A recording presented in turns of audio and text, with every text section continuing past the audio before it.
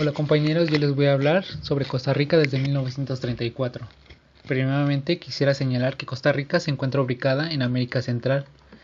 Territorialmente limita con Nicaragua al norte, el mar al Caribe al este, Panamá al sureste y el Océano Pacífico al oeste. En cuanto a los bordes marítimos, colinda con Panamá, Nicaragua, Colombia y Ecuador. En los años de 1920 a 1930, Costa Rica tenía una población de apenas 500.000 habitantes.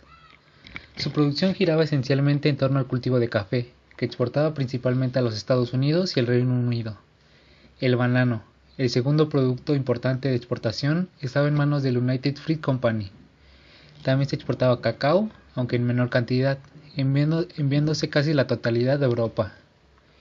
El tradicional esquema productivo costarricense derivado de la agroexportación de café, pues había dado origen desde sus comienzos a una pirámide social y política que ubicaba a los peones en la base y a los exportadores en la cúspide. Entre los exportadores predominaban los de origen alemán.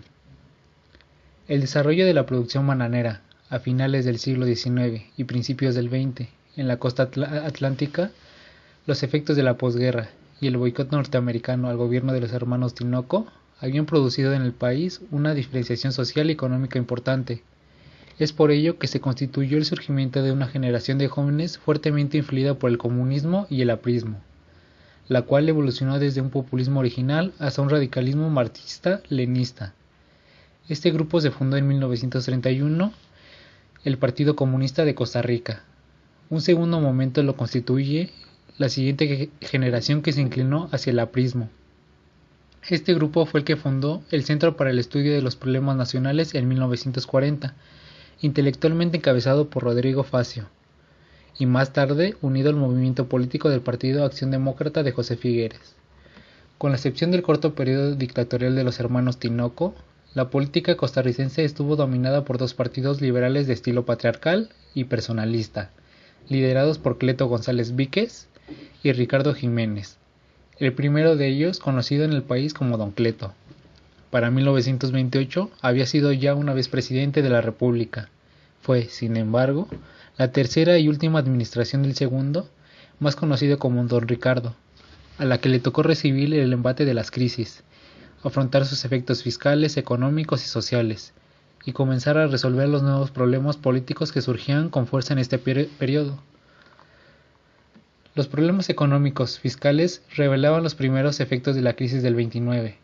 La disputa se centraba en figuras políticas bien conocidas, de uno u otro modo pertenecientes al grupo social dominante. Este periodo destaca el surgimiento del Partido Comunista creado por un grupo de estudiantes de Derecho, que se habían vinculado a las organizaciones gremiales de artesanos y obreros ya existentes en el país. La crisis que golpeaba al país al comienzo de la década de los 30 creaba condiciones favorables para el desarrollo del Partido Comunista. Después del auge cafetalero de 1924 a 1929, el precio del café marcó un descenso continuado hasta su nivel más bajo en 1933, con secuelas de desocupación y empobrecimiento, y de ruina de empresarios pequeños y de medios en agricultura, industria y comercio. Los comunistas convirtieron esta situación en factor favorable para su desarrollo, especialmente mediante la utilización de tácticas originales que tomaban en cuenta el carácter nacional. Uno de los hechos más importantes por parte del Partido Comunista fue en agosto de 1934, que se declaró la huelga bananera en la costa atlántica, y hubo muchos otros disturbios sociales en el resto del país.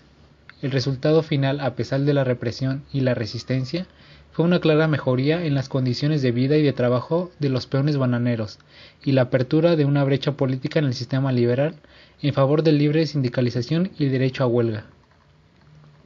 El ascenso del fascismo en Europa tuvo importantes efectos políticos en Costa Rica. Esto se agudizó en especial en 1936, tras la Guerra Civil Española que provocó fuertes enfrentamientos en la sociedad nacional, y de las elecciones de 1936, que designaron presidente a León Cortés, electo por el Partido Republicano Nacional. Cortés logró en esas elecciones, y con una dura campaña anticomunista, no solo un amplio respaldo electoral, sino la confianza de grupos oligárquicos. Por otra parte, la visión norteamericana acerca de la naturaleza del Partido Comunista costarricense coincidía, en su inicio, con la de otros países. no permitir el comunismo en América Latina era esencial. Es bueno recordar que, en este mismo periodo, alianzas semejantes a las que se producían en Costa Rica se dieron en Cuba, con el gobierno de Fulgencio Batista.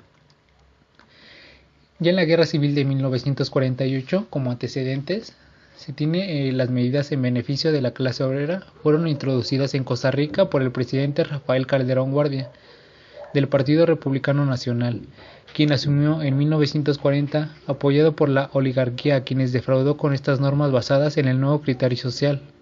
El Código de Trabajo es un logro de este periodo.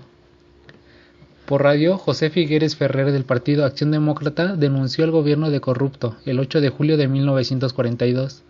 Ejerciendo sin dudas la censura, el denunciante fue apresado y enviado a México, donde sufrió el exilio durante un año. En 1944, en medio de acusaciones de fraude, asumió otro candidato por el Partido Republicano, Teodoro Picado, quien permitió que la oposición creciera en el Congreso, al garantizar elecciones transparentes en la renovación parcial de este organismo ocurrida en 1946. Para ese entonces ya estaba de regreso el exiliado José Figueres Ferrer, quien prosiguió con sus agudas acusaciones. Bajo un contexto de convulsión política, se celebraron en 1948 unas elecciones generales en las que se enfrentaban los socialcristianos, liderados por Calderón Guardia, y una heterogénea posición en torno a la figura del reformista Otulio Ulate. El resultado de la contienda electoral fue la victoria de Ulate, no reconocida por el gobierno de Picado, que se negó a entregar el poder. Otulio Ulate y José Figueres apelaron la decisión gubernamental ante el Tribunal Electoral, órgano creado antes de las elecciones para dirimir sobre posibles contingencias, y al que pidieron que dieran validez a los resultados electorales. La sentencia del tribunal confirmó la victoria de Ulate y anuló el decreto de Teodoro Picado. Pero el Congreso, donde el presidente contaba con una amplia mayoría, volvió a confirmar la nulidad de los resultados. A pesar de los intentos de varios sectores para lograr una salida pacífica a la situación, José Figueres, al mando del Ejército de Liberación Nacional, se levantó en armas contra el gobierno el 12 de marzo de 1948. La oposición convocó una huelga general que consiguió paralizar los bancos, la industria y las instituciones educativas del país. Picado reconoció el 2 de abril su inferioridad ante su rival y trató de iniciar conversaciones de paz con Figueres. Con la mediación de embajadores de Estados Unidos, Panamá y México, el conflicto concluyó el 19 de abril con la firma del pacto en la Embajada de México, llamado el Pacto de Ochomogo. De inmediato se formó un gobierno de transición presidido por Santos León Herrera, de muy poca duración. Enseguida se instaló la Junta de Gobierno presidida por José Figueres, que se autodenominó Junta Fundadora de la Segunda República. Aunque Ulate ganó las elecciones, José Figueres ganó la guerra. Esta situación firmaron un pacto donde se estableció que la Junta de Gobierno bajo el mando de Figueres ejercería durante 18 meses sin Congreso y que, pasado este periodo, entregaría el poder a Ulate. También se estableció que se convocaría a una Asamblea Nacional Constituyente para formular una nueva constitución política. La convocatoria a una Asamblea Nacional Constituyente, iniciada el 15 de enero de 1949, permitió que rápidamente se evidenciaran dos aspectos políticos importantes. De una parte, la fuerza electoral de diversos sectores; de otra, el diseño institucional, político y social que tenían las diversas fuerzas en pugna. Las medidas que estableció la Junta de Gobierno dejaron en claro que había un proyecto político de reforma estatal y de modernización del país. La nacionalización bancaria decretada por la Junta otorgó un papel decisivo al Estado en el crecimiento económico. Posteriormente, en la Constitución de 1949 se estableció la abolición del ejército como institución permanente, el derecho al voto de la mujer y de la población afrodescendiente, la creación del Tribunal Supremo de Elecciones, la eliminación de la reelección de diputados y la disminución de atribuciones del Poder Ejecutivo. Además, se estableció el régimen de instituciones autónomas y el servicio civil. El sistema político costarricense profundizó su carácter civilista con la creación de instituciones para evitar el fraude electoral y asegurar la estabilidad política, proceso que se acompañó de la consolidación del papel protagónico del Estado en diversos aspectos de la vida económica y social del país. La vieja oligarquía cafetalera y sus aliados sociales, por su parte, no lograban asimilar las nuevas situaciones y definían su conducta de acuerdo a las iniciativas ajenas, más que a las propias. Fuera de la figura de Ulate, con quien romperían pronto, no encontraban ningún líder que les diera un nuevo centro de equilibrio y unión. Esta situación dejaba todo el horizonte abierto para los jóvenes empresarios políticos que fundaron, en 1951, el Partido Liberación Nacional con José Figueres a la cabeza. Figueres contaba con su reciente victoria militar, con la ausencia de una fuerte oposición en el campo electoral y con un equipo de hombres de pensamiento y de empresa que tenían su propio proyecto político para el país. Figueres y Ulate había acordado dar por buenas las elecciones para presidente de febrero de 1948. La administración de Ulate encontró un clima favorable a la recuperación económica internacionalmente. La reconstrucción europea repercutía favorablemente en el comercio mundial y la guerra de Corea contribuía a mejorar el incremento de los precios del café. La agroexportación continuaba siendo el eje de la actividad económica nacional, representando en 1951 el café y el banano juntos el 89.2% del valor total de las exportaciones. Pese a tener esa base agroexportadora tan precaria y dependiente, la economía nacional de ese periodo mostró dinamismo y crecimiento, facilitando el proceso político e institucional generado después de la Guerra Civil y la Constituyente. Además, se contaba con los medios para impulsar instituciones claves tales como el Instituto Costarricense de Electricidad, el Banco Central y el Consejo Nacional de la Producción, lo mismo que la Caja Costarricense de Seguro Social, manteniendo sólidamente el valor del colón. Para 1958 tenemos una consolidación en la República con la administración de Mario Chandy. Contrariamente a lo que podía pensarse que pasaría en el ascenso del poder, su gestión gubernamental se caracterizó por la mesura, el espíritu de diálogo, la búsqueda de la reconciliación nacional y el respeto a la legalidad. El claro propósito del nuevo presidente fue terminar de consolidar el Estado de Derecho, fortalecer el régimen de opinión pública y darle contenido y estabilidad a las instituciones recién salidas de la nueva Constitución. En 1962 se tiene el ascenso al gobierno de Francisco Orlich.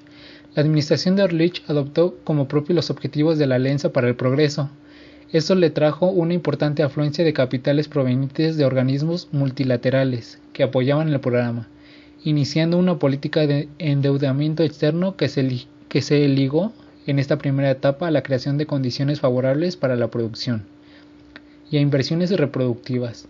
Asimismo, se impulsó una industrialización en toda la costa, primero sobre la base de una ley para la protección y desarrollo industrial promulgada en septiembre de 1959 y luego mediante el ingreso de Costa Rica en el mercado común centroamericano.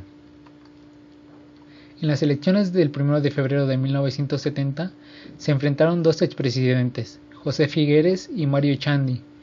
A ninguno de ellos les fue sencillo lograr la postulación, aunque por razones distintas terminó ganando José Figueres. Figueres había incrementado el rol de sectores medios y fortalecido su presencia en la sociedad y el Estado. Además, el proceso de industrialización y modernización en la agricultura había incrementado el número del proletariado. Según esto un estudio de la CEPAL. El triunfo de las elecciones de 1974 fue para Daniel Oduber. Destacó su gobierno por el impulso a la tesis del Estado empresario, es decir, el Estado como gestor económico directo. Esto iba ligado a la aparición de una segunda generación de dirigentes liberacionistas, formado no por empresarios que necesitaban el poder político para abrirles espacio a su proyecto modernizador, sino de políticos y burócratas, que buscaban introducirse en la esfera productiva para ampliar su jurisdicción y acumulación capitalista privada. De ahí su condición de políticos empresarios o burguesía burocrática. En las elecciones de 1978 se tiene el triunfo de Rodrigo Carazo. Una de sus manifestaciones más claras de este periodo era la ausencia de liderazgo político. Para concluir, puedo señalar que el legado democrático de Costa Rica se ha visto fortalecido a pesar de las transformaciones y crisis de los modelos de desarrollo seguidos hasta hoy. Estos muestran un carácter dual, con importantes logros sociales y políticos y con graves peligrosas manifestaciones negativas. El régimen democrático costarricense en medio de esta crisis pugna, sin embargo, por encontrar su manifestación propia y por convertirse en factor de presencia de su nacionalidad. Sus índices de salud y de educación son de los más altos en América Latina. El régimen de opinión pública, partidos políticos, elecciones libres y respeto a los derechos humanos constituyen verdaderas marcas y realizaciones de un pueblo que ha sabido, en medio de la escasez de recursos y problemas inherentes a su subdesarrollo y dependencia, preservar su fisonomía como pueblo soberano, democrático e independiente. La abolición del ejército y su repudio tradicional al militarismo, su resistencia a convertirse en peón pasivo de ajedrez mundial y a claudicar de su orientación pacífica y democrática se corresponden con un desarrollo histórico propio y una experiencia de vida en toda la historia de los países que forman la América Central y la cuenca del Caribe. Las elecciones de 1986 del Dr. Óscar Arias para el periodo de 1986 a 1990 han permitido destacar este aspecto nacional, democrático y pacifista de Costa Rica. Por esto mismo fue el país propuesto varias veces como candidato al Premio Nobel de la Paz, que finalmente le fue concedido al presidente